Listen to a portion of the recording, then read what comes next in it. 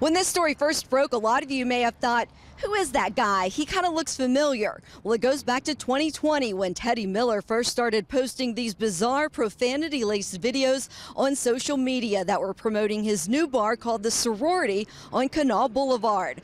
The videos, complete with bartenders in schoolgirl costumes, grew fiery criticism and intense backlash from people around here. And then he just kind of disappeared from the Charleston scene. But he grew a huge following on social media as he traveled the world and flaunted his wealth and living this luxurious lifestyle. Now he's traded in his Dolce & Gabbana for an orange jumpsuit as the feds build their own case against the wolf.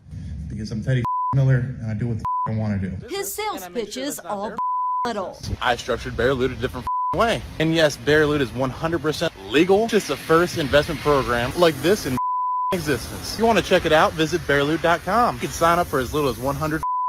Everyone else like and follow to learn how to run but always remember, you can't make money if you're a Theodore Miller, better known as Teddy or the self-proclaimed Wolf of West Virginia, remains in jail after getting arrested by the FBI last month. A single wire fraud charge has now exploded into a 15-count federal indictment, charging him with wire fraud, money laundering, and obstruction. In jail calls obtained by Eyewitness News, he says the allegations are absurd. I will say it on the line, I don't give a The charges are and it is easy to get pulled down.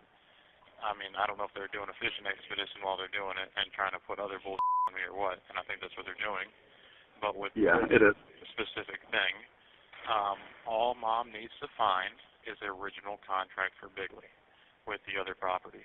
The Bigley Avenue project has been called a scheme by the FBI. They say Miller lured in investors through social media, flaunting himself as a wildly wealthy and successful real estate investor in videos like this one played in court. Enjoy my cheesecake.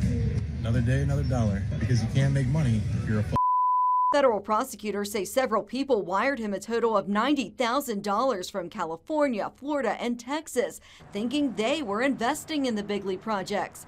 The feds say Miller never even owned the properties. But here's the thing.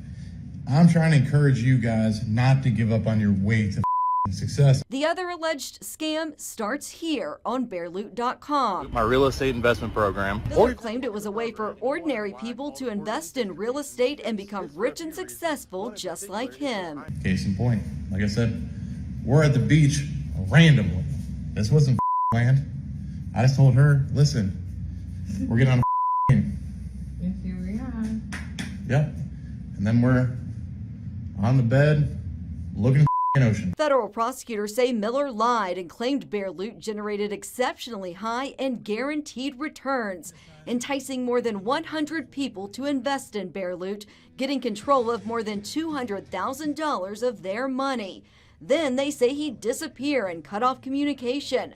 Feds say he also never mentioned the West Virginia Securities and Exchange Commission had ordered him to cease and desist operating the site. So I am not regulated by the SEC. You might think that's a bad idea. Not at all. Actually, if you know anything about big government, they get super upset if they can't have a piece of the pie or figure out where everybody's money comes from. In reality, investigators say Miller had poor credit, thin month-to-month financial margins, was delinquent on property taxes and bills, and had defaulted on loans. That sounds like a big deal, but it's not as big of a deal as you think.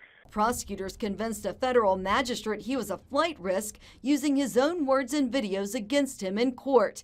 Now he's facing more than 200 years in prison if he's convicted. On the same day he was indicted, the U.S. Securities and Exchange Commission sued Miller and his mother, his apparent manager. They claimed that he had about 170 investors in 37 states and 5 foreign countries and raised nearly $400,000. The SEC wants his businesses to stop operating. In Charleston, Leslie Rubin, Eyewitness News.